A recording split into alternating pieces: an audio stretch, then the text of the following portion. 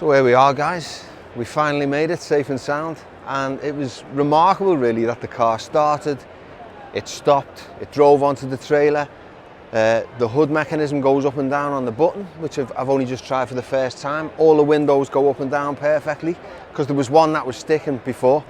So the car has finally come to life. It's come back to life after all these years, and I'm really delighted that I eventually got through all the jobs. There's a couple of screws need to go in here and there, but I suppose if there's one thing I'm a little bit disappointed in, but I kind of expected, was the car's interior. I had to go bringing the navy blue back to the off-white, the cream, as I said. But I think looking at it, it's eventually going to have to be recovered properly with, you know, new leather. I'm going to have to hunt down some proper Rolls-Royce Conley leather if I can find it, and put it back to the, you know, to brand new. But I mean, it looks nice, it looks lovely, and it looks lovely for the people who are coming to the show and going to view the car. But, you know, if you want my honest opinion, you know, even though I've papered over the cracks, you can see it needs redoing. It could do with a brand new interior. But apart from that, look at the wood. The wood is absolutely fabulous. I'm delighted with it. I think Phil's done an incredible job. And yeah, as I say, the car's coming back to life. And we're here for 3 days, and I'm just delighted I can just relax now and just speak to the punters and speak to the fans of the show, and you know, listen to their stories and just talk rubbish and drink coffee. That's what the NEC Classic Motor Show for me is all about, and there's some incredible cars here. There's 7 or 8 halls, and I just can't wait. It's like the best classic car show on earth, and here we are, we made it.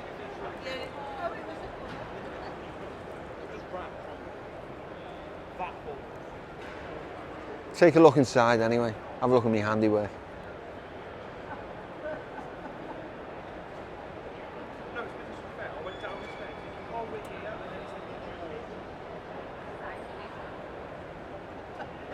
Now, if you look at the seats, they look nice, they look clean, but they're just not very soft.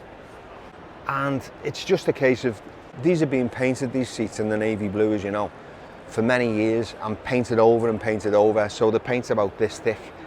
Now, I could have spent a week maybe with a rag and a mask and thinners trying to take the paint off, but I would never have been happy with it. So we just basically tried to go over the top. I cleaned them within an inch of their lives, and then went over the top. But the problem is, when you feed the leather, it won't penetrate through the old paint. If it was like the Spirit, for instance, where it hadn't been painted or messed about with since it left the factory, even though they looked really dirty, one layer of paint and you could see a massive difference.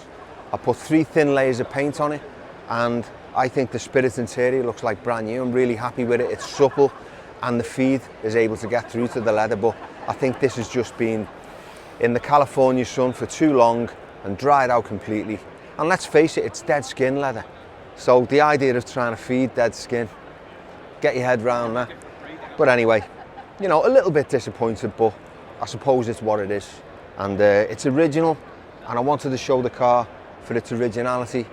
So I'm really happy with what I've done, and even though it's going to inevitably be recovered in new leather, I think it's okay. But just look at that wood. Good morning.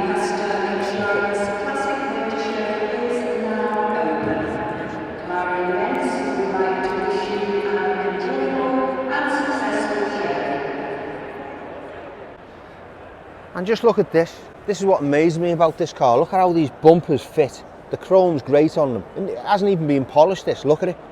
Look at the bling on that. There's no splits here, where you always see on these cars. That fits perfectly with the grille. The bonnet fits perfectly with the grille. The lights, the chrome's all good. You know, it's been a beautiful car. It still is a beautiful car. It just needs a little bit of love. But what a great foundation for a restoration. It couldn't have been better, and I couldn't be more delighted.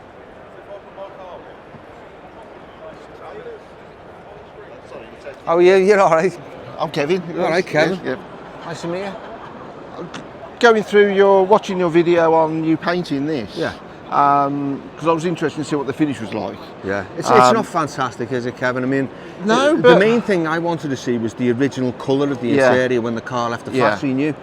But I mean, I knew it was up against it because it's had California sun for years and years. It's dried out. These were all split. I kind of filled them, and but you know, I'm a little bit disappointed, but The main thing is, when you try to feed leather that's been painted and painted over the years, the pores it won't up. penetrate no, it, the claws close up. Yeah, I just want to know, just looked at the colour just to see how much coverage was good on it. And it does look good, doesn't it? It's a great product. Because I'm looking at actually stripping mine back. Yeah. Because I've got a Jensen Interceptor, and the previous owner, previous owner, painted it in 2-pack white paint. So when I bought the car, the chap who I'd got had stripped the 2-pack back, and don't believe it's just the seats and all the door cards and everything. Yeah. And and he'd stained it back to oxblood red, but he took all it off, took the paint off. What did he take it off with? Nail varnish and remover. Literally, acetate, acetone, not acetate. And he took it off, and he also took the original blue off. So, so it actually took back literally the leather. Okay, there was a hint of the blue. See, I'm surprised. Because I thought you would have. You tend to think, don't you? You know, we don't really. Before I thought about leather and all the rest of it, I thought they picked the hides in that particular colour. But at Rolls-Royce, they used to colour the hides, didn't they? Yeah. And of course it makes sense, you know. How stupid of me to think But I thought you would have stripped it back. But I'm really surprised that the coverage on this is good. It's had that much paint on it. Yeah. I think I would have been there for a week or two with thinners and a mask on, and I would never have been happy with it, because the thinners would have dried it out completely. Yeah. And it's like feeding dead skin anyway, isn't it? So mine basically went back to the raw leather, and then he coloured it oxblood. But I was interested in this because I'm going to restore the car. My car was originally white with a blue interior. It's been silver, it's been light blue, it's now dark blue. Never had any paint taken off it, and I'm stripping it back to white. I'm going to take it back to white with the blue interior. So I just wanted to look out what this cover was to see. Well, I'm delighted with the product. You know, it's that second spray. They used to call it vinyl coat. I think it actually came about from a Liverpool guy who invented it about 40 years ago. Right. But I think he sold the patents on for it. But one thing I'm really delighted with is the wood. The wood, stunning, isn't it? I mean, it's faultless and it's flawless. He does a great job, my mate Phil. Yeah. And I noticed you've cleaned the carpet now, haven't you, on that side? Yeah, well, you know, again, it'll need new carpets, but isn't it nice to show it in its original form? Yeah, it's great. It is great. You know, and I was saying before, it's a great foundation for the restoration because everything works on it. Yeah. The car sits lovely now. If we built the suspension, it starts on the button. You know, the windows go up and down, the hood goes up. It's like it's a good car. Lovely foundation. It just looks horrible, doesn't it, from the outside? It's so useful. We're lovely on the inside, but we look horrible from the outside. How are you doing, mate? Yeah. Okay. Thank you, Gary. Yeah, we did. How are you doing? Yeah, thank you. Lovely to meet you, Ken. Yeah. Top man. Keep up with good work on the show, anyway. So this was 9 o'clock in the morning, and the people began to flow in. But the rest of the day continued in the same vein, with well-wishers and fans of the show coming up to see the car and pay their respects. And the NEC, well, it recorded its busiest Friday on record. So the next morning, I thought to just take a little bit of a look around, just take the opportunity before the doors open and the people start filing in. This is a couple of stands up from where I am. What a thing of beauty. It's a Matador. It's actually fitted with a 356 Porsche engine and gearbox. It's a 1950 van. I mean, it's custom made at the back. Apparently it's one of a kind. It's the only one in existence. Isn't that absolutely beautiful? It looks like the front of a train, doesn't it? Look at the tiny little windscreen wipers, the tiny cabin. I mean, it's absolutely gorgeous. It's got the early wheels on, which the early Beatles had on. What a thing of beauty that is. And I just love the burgundy with the black. I love everything about it. I think it's absolutely gorgeous. Really unusual. And you know, you can say what you like about Resto mods, but what a beautiful thing this is. Pickled rejection. No, pickled perfection. Now, my first car ever, when I was like 25 years of age, was a VW Beetle, a 1972. And it didn't look like this, but it was beautiful. It was like a light metallic blue. It had the chrome wolf wheels on it. And I thought it was the bollocks. You know, I was just a kid, basically. But what a great first car. Never forget it. Yeah. Memories. and as I strolled past the auction section, I'm met by an array of Range Rovers and Land Rovers, one of them previously owned by the Queen. And speaking of royalty... Wow, what a car. This is the same Aston Martin. I think there's only a couple of these in existence. That King Charles was given on his 21st birthday. as his present. Imagine getting this as a present on your 21st. Wow. This car was bought by my father when I sported a Burns almond exterior finish. It is the same model that's being owned as from you by HM King Charles II and is one of only 9 made to the manual Vantage specification. It says at the bottom here, the car featured, albeit accidentally, in an episode of ITV's The Sweeney when it was being overtaken by Inspector Jack Regan's Ford Granada. A fact we only recently discovered. Isn't that fantastic, eh? So the interior's left as, well, it's all original. And I think it's been, it's had dogs in it over the years. The remnants of dogs and hair and all that. Wow. Absolutely fantastic. So it was originally like an orange colour and now it's a British racing green, just like the King's. Can I sit in this? Yeah, go on. Wow. Don't tell anybody. Wow.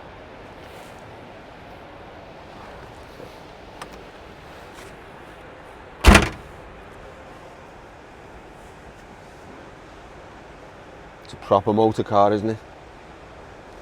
And the manual setup as well, very rare. I mean, it's rare enough being one of 9, but wow. Imagine having the same car as the King.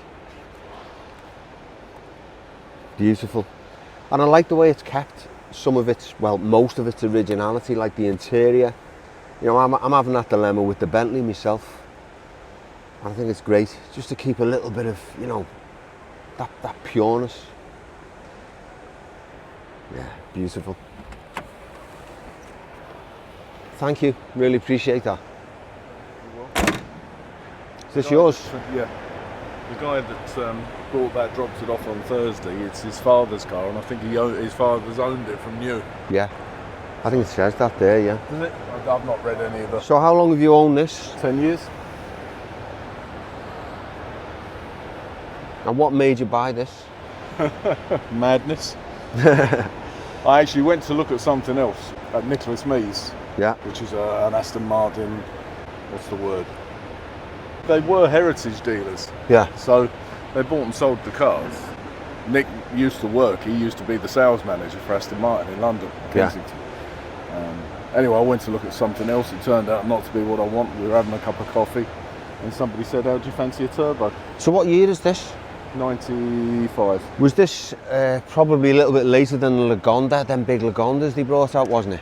Yeah, although they were making the Lagonda, yeah, the Lagonda was more the 70s. They sold more Lagondas than they did of this. Was it late 70s, was it?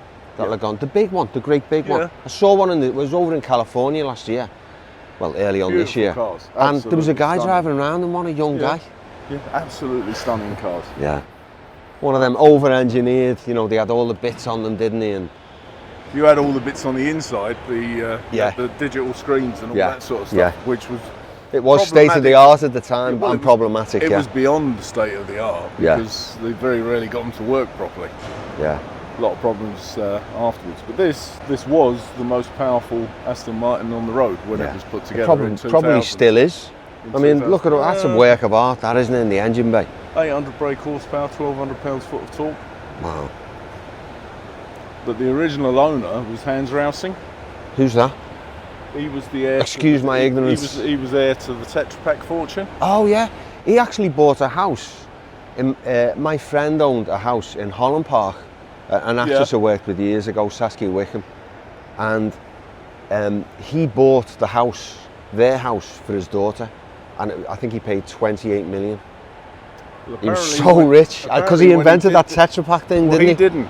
It was Oh, his right. grandfather. I Or see. his father, one of the family invented it, but Yeah. he was reputedly worth about 12.5 billion. He had a sister worth Yeah. 9.5 billion. And Well, as I another say, brother worth this 9 house billion. was around the 20 million mark, Yeah, but the it would have been nothing. extraordinary thing about it was it had the largest garden in London. And people like rich Arabs used to rent it out for the evening and pay 100 grand just to rent it out for one evening and put tents up and all that. It was fabulous, fabulous house, you know. No, he had plenty. Yeah. Thanks for that. On that note, anyway. Yeah. And look at this. XJS 50.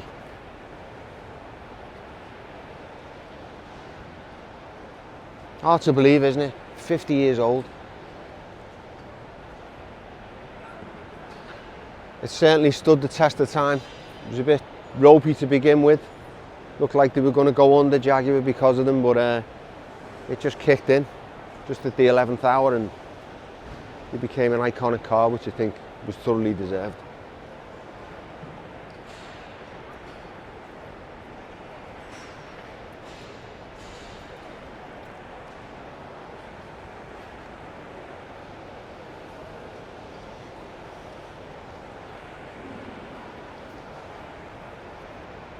Wow, look at these little Hondas over here.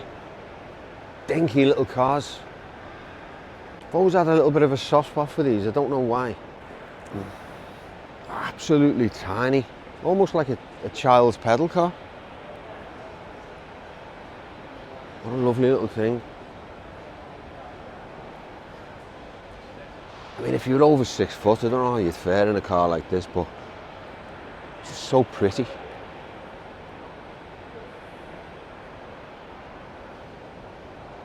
And rare.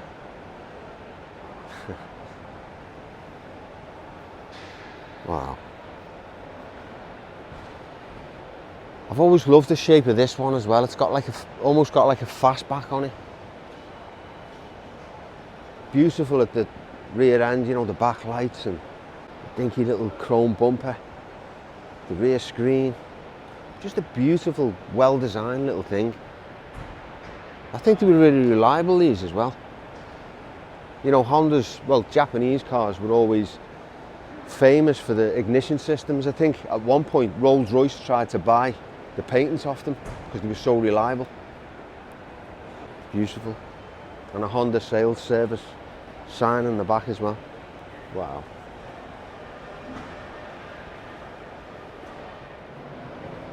Wow.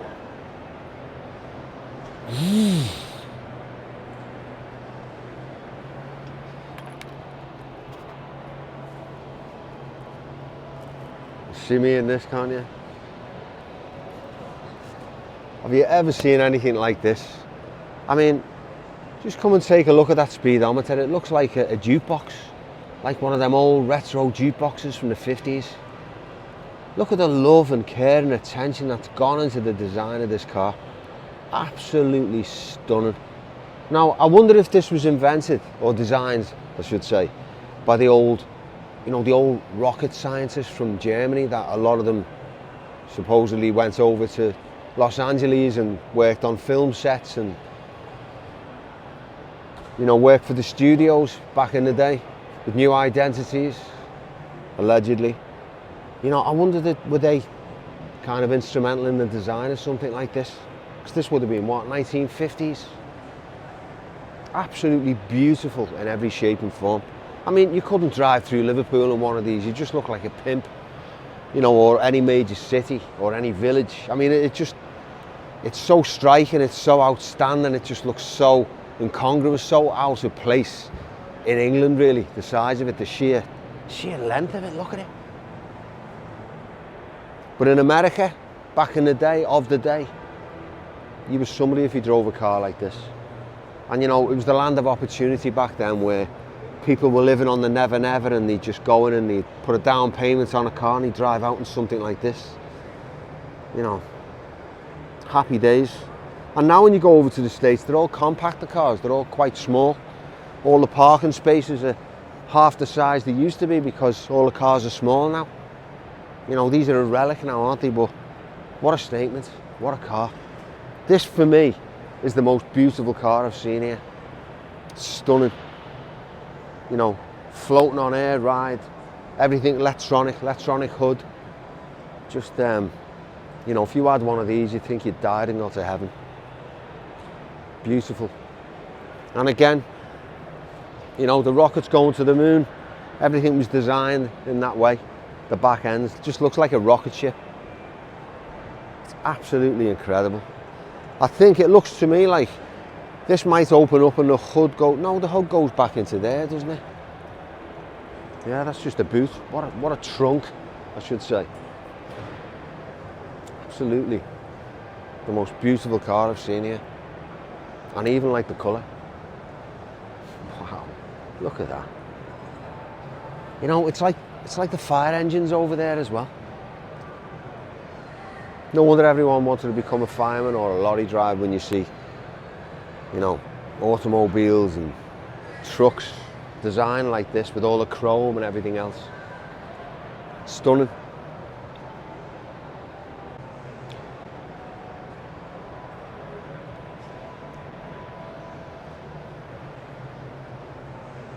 (1961) Chrysler Newport convertible.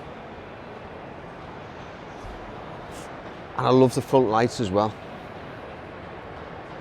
The front lights are so unusual. Wow.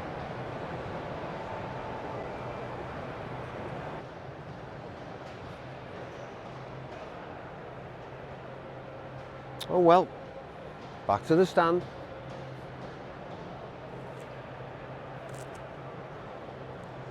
Another day, another dollar.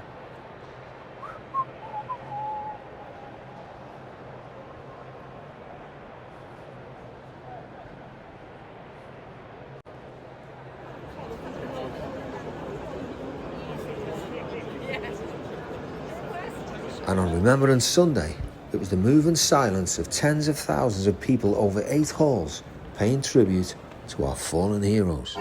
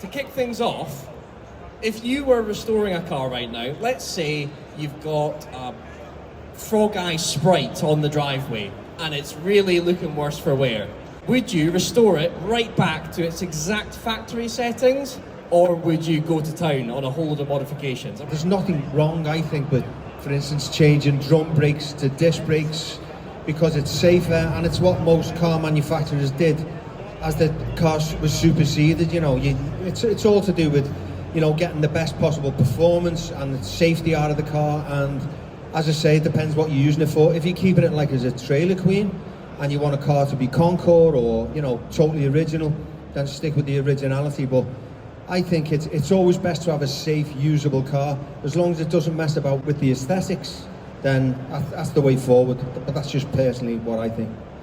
Is there anything that could be classed as too far? Or would you see a car that's, you know, if it's been heavily modified, say 100 grand has gone into it, and it barely resembles the original car, are you very much, you know, respect all builds, or can you go too far with modifying a classic car? Yeah, that's quite a tough one, isn't it? I think it depends on the individual. It depends, as Gary touched on there, it depends on what the vehicle is. If the vehicle is unique or was unique or has provenance, then you know, you have a certain amount of responsibility to preserve that, but equally, it's your car, you can do what you want, so it's very easy to be critical of other people's work that they do with their car, but at the end of the day, if they enjoy what they do and the car gets used, then I don't really think there's anything wrong with that, because the car may otherwise, you know, just end up in that scrap heap in the sky. I think we all have to respect the fact that it belongs to that particular person and they can do whatever they want to the car. It doesn't matter what all the purists think. Well, we're talking about something that's been done for years here, aren't we? Look at the early 1960s. Look at the most Resto modded car you could ever imagine. The Mercedes-Benz 600 limousine. Air suspension, hydraulic windows, hydraulic seats, hydraulic louver on the front of it. Everything was like space age. It was years ahead of its time. How would you guys Resto mod that? That's an early 1960s car. It's all been done years ago. It's something that was being, you know, go on, talking about 50, 60 years ago. Yeah, so there's a kind of a culture of taking kind of those kind of long saloon cars in America, doing kind of like hot rod paint, kind of low rider paint, but on bigger wheels. So it's called low rod. So, like the pig, you mean? Like the red pig? Maybe, yeah. Well, that's the 300 SEL, isn't it? With the same 600 W100 engine in. So you know, I just think they had so many extras, so many mods on them. You're just like, how do you make this car any better than that? So over-engineered for its time, really. I suppose the only thing you could do in that sense is that you change the aesthetics to make it more suited to the owner's taste. So, you know, you could do the hot rod paint, the stance, that sort of thing. So if it was Resto modded more to basically the owner's desire rather than how it came out of the factory. I mean, how would you go about that? What would you do to it? I probably wouldn't do it, but I could see that you know, with a really... What I mean is, again, I'm just playing devil's advocate. No, I see, and I think some cars you just can't make any better. It was amazing. It was so ahead of its time, you know, and still is today, I think. I think you could never say never. That's what I'd say. I think with the right paint finish and the right details, you could make a car that's still very, very tasteful but isn't original. Do you agree, if the engine is pretty crap from factory, is it okay to EV swap it? I'm going to say yes. Again, it's one of those questions, isn't it, that you know, you're going to have foot in one camp or the other, but I don't know whether you guys, I did a show with Mr. Anstead a while ago called Drew Scott's Dream Car, and that car's actually on an episode of Jay Leno's Garage. We built that on a Tesla drivetrain. We also put a Tesla in one of the Dowsett's Comet vehicles as well, where otherwise we'd have put an LS3 in it. Our standard offering was the LS3. So there's a debate there, going back to your original question, because there's nothing wrong with an LS3 engine. There's one of the, you know, most robust, reliable power to weight ratio swaps, and it's very popular. But we chose to have a look at an option where we swap that for electric. So I'm going to say yes, because it's what we do. It's like, you know, the rest of the panel have touched on, doing all those things to your car initially, where you change the wheels or the suspension. You learn from your mistakes, and then you do the next thing and the next thing, and hopefully you get it right at some point. And if you don't learn, nothing moves forward, and nobody does these crazy things which we're all embracing. So I'm going to say yes to your question. Yeah, but Dan, sorry for butting in. Surely to a certain extent, it's about being able to maintain your car. How the hell do you maintain a Tesla engine? You know, we like tinkering with our engines and you know, fixing little things, and you know, just the general maintenance. It gives us pleasure, doesn't it? And you know, it's almost like a sealed unit, isn't it? What do you do? But I guess if you want a car that just switches on and goes down to the shops, or not, or you get locked out of it, or whatever. You know, it's one of them, isn't it? Isn't that the argument with the Teslas at the moment? Well, I guess, how reliable was your Tesla car? Is it still going? Yeah, I think when we were talking about reliability, in the sense we're talking about modifications with electronic ignition and you know, changing braking systems and so on for modern components, because inherently, you know, classic cars have a bad reputation for reliability, and what we're trying to do is make the car reliable. So in response to Gary's question about, you know, you're not going to be able to maintain it, a lot of folks today don't want to maintain their cars. A lot of folks don't have that confidence to maintain their cars. So if we're doing things which allows people that would not necessarily choose a classic car as their daily driver or their their project because they're put off by maintenance, this might be the solution. Agreed, totally agreed. So after Darren Collins and I teach the young guns a thing or two, I just have time to steal a quick look around at some of the fantastic cars on show.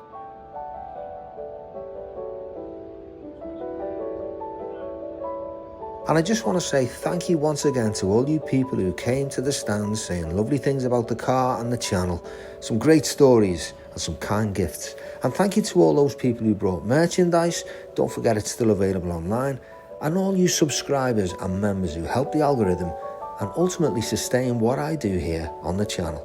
I'm eternally grateful.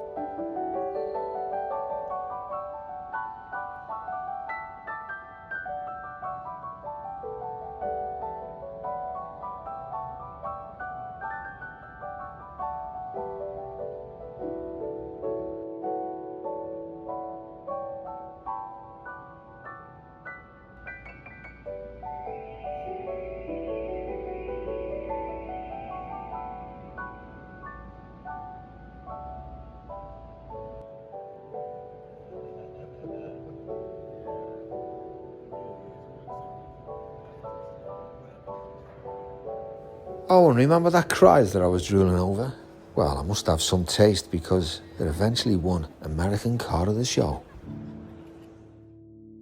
Thank you for watching this episode of Classic Obsession. If you enjoyed it, don't forget to like and subscribe. And see you all next time.